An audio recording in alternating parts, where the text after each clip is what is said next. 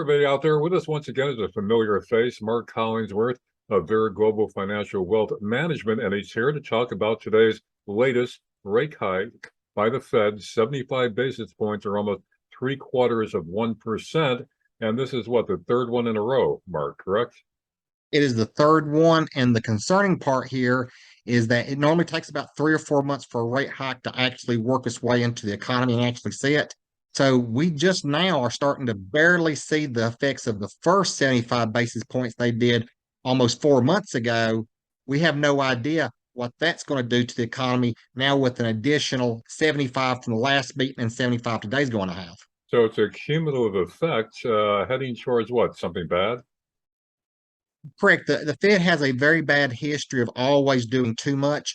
They keep on raising rates way beyond the point to where they should have stopped. And I have a feeling that's going to be the same situation here because they're fighting an 8% inflation rate. And with the Fed funds rate being at roughly 3%, 3.25%, 3.25% is not going to stop an 8% inflation rate. All right, so how many more rate hikes ahead by the end of this year, and how much will they be? They are expecting another 125 basis points by the end of the year with a target of 4.5%. But even with them targeting 4.5%, 4.5% doesn't do a lot to stop an 8% inflation rate. So I think they're going to have to go above 4.5%. All right, so two more rate hikes, probably 75 basis points apiece, which is 150 total by the end of the year. Correct. Okay, so you're saying that in order to bring down inflation, they have to get the interest rates higher than the 8.5% or 8.2% inflation. So, I mean, that sounds pretty drastic to get to that point. Correct. To get inflation under control, the rule of thumb is the Fed funds rate has to be over the inflation rate. Now, the inflation rate's going to come down some, so they don't have to go all the way to 8%. But at the same time, if they're targeting 4.5 at 8 with an 8% current rate, I don't think 4.5 is going to be the target. I think they're going to have to go at least 5.5 to 6. So, Mark, the simple formula that they're using is they have to increase unemployment to decrease inflation, correct? Correct. The Fed blames the supply shock as the as the reason why we have inflation. Well, you don't have enough supply, but you have too much demand.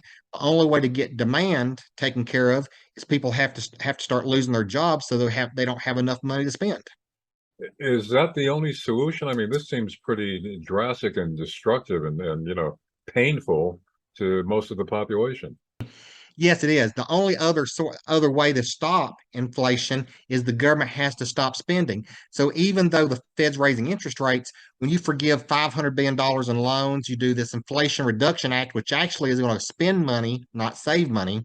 That's actually inflationary. So the Fed's actually fighting against the government right now because the government is actually creating more inflation by spending. Well, now it seems like the Biden approach is that the more money you put out there, the more money people have to spend. So, what's wrong with that? People have more money in their pockets. Well, it doesn't really quite work that way because if you were paying $5 for a hamburger and then someone gives you $6, well, you can say you have $6 in your pocket, but now the hamburger costs 10. Are you really better off?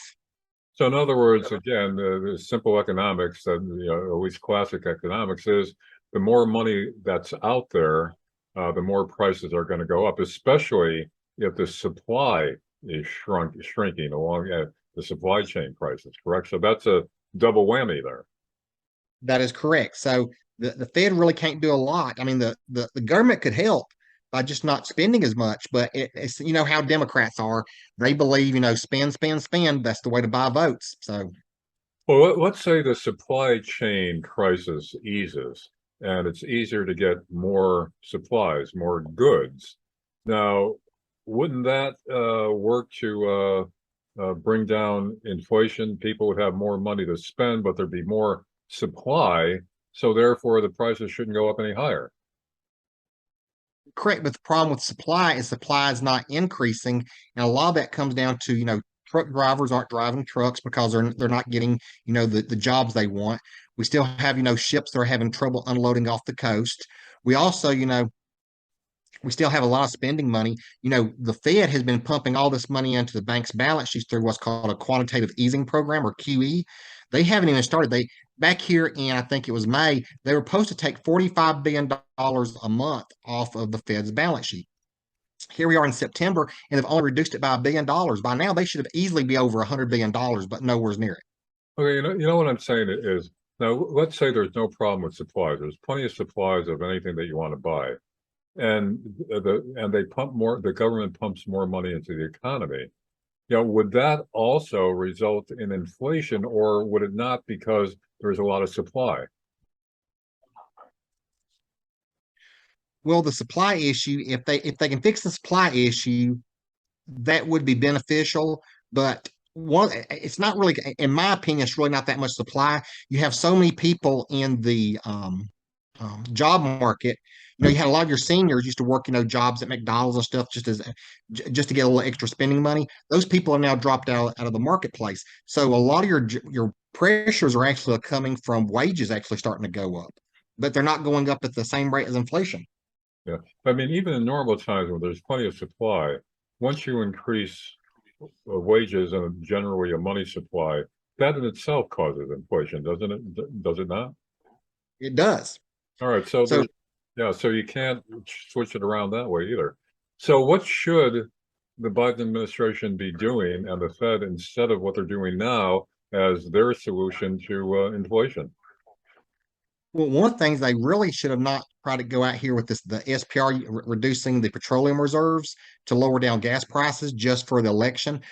Essentially, what you did is by lowering gas prices, you put more money in people's pocket to spend on other items, which is what you don't want if you're trying to fight inflation. Two, the government just got too free hand on giving out, all this bailout money and stimulus money to try to stimulate the economy. That didn't work. I go right back and I blame it on the Biden administration. Very bad policies. And even if you had gas prices still higher, that's no solution either, because then that has a ripple effect on everything, which causes more inflation, right? So either way, anyway you turn, it's a bad situation. Correct. You've got multiple levels of inflation here. So really the only solution is you just have to kill demand. And when I say kill demand, I mean right now the Fed's probably having a meeting right now thinking, hey, our recession, we've got to make it really bad. Like, look at 2008. I think the inflation rate dropped 200 basis points in 2008. That's the kind of recession they're going to need to actually fix the problem. Now, there was speculation that today's rate hike would be a full 100 basis points or a full 1%. How come they didn't do that? Because the market really had been bidding for several months. That's going to be 75 basis points. So the Fed does like to kind of like, if the market's expecting it, they usually don't like to go outside expectations. They usually like to go up to what the highest probability is of what the market is priced in. Yeah. We should probably talk about how the stock market acted today before the rate hike was announced, in mid-afternoon, and since then, and how it closed. So what was it doing? A lot of fluctuation prior to the announcement and after, right? Oh, it was up 200 points before the Fed meeting. It dropped 200 points after the Fed meeting. It went up another 200 points during Jeremy Powell's speech, and it sold off 400 or 500 points after the speech. And it closed, let's say the Dow closed at down 522, correct? Correct, yep. NASDAQ down 204 points, and S&P 500 down 66 points. So a decline all around. And it's just going to get worse because stocks have not priced in inflation. Right now, if you look at the stock market's only priced in a 3% inflation rate. We're at 8%. You do the math, you're looking at about another 500 to 600 point decline in the S&P just to start pricing in an 8% inflation rate. All right, Mark, closing question here now. How bad will it get? How soon? And how soon do we begin pulling out of it? You're not going to pull out of it until the Fed actually starts cutting interest rates, which I don't see that occurring any time in the near future. By near future, what do you mean? Within the next year or so? You probably won't see the Fed cut interest rates until the summer of next year, Really? earliest. And in the meantime, in the next 6 months or so, how bad will it get? I think it's going to get pretty bad. You got to remember, when Joe Biden took office, which is almost 2 years ago, the inflation rate was at 1.6. In 2 years, it went from 1.6 to 8.3. It's not going to go from 8.3 back down to 2% is what the Fed's targeting. It's going to take a 2 year process. You still got another year, in my opinion, of this to go on. So are we entering from the current recession we're in, although they're in denial that we're in a recession, the Biden administration is, but in our current recession, which everybody except the Biden administration says we are in, how much deeper will our current recession get? I'm probably going to say because to get the inflation, the Fed wants to target 2%. To get down to 2%, you've got to start losing somewhere between 400 to $500,000. 400 to 500,000 people have to lose their job per month to even start working on that direction. To answer your question, bad, and I mean bad with a capital B. So we're going to see massive layoffs between. You're going to have to. That's the only way you can do it, and the Fed's running out of time to get there too. That's why I think they'll be even more aggressive on raising rates. Wow. Mark Collinsworth of Vere Global Financial Wealth Management, thanks for being with us with another dire forecast of the shape of things to come. Mark, thanks a lot.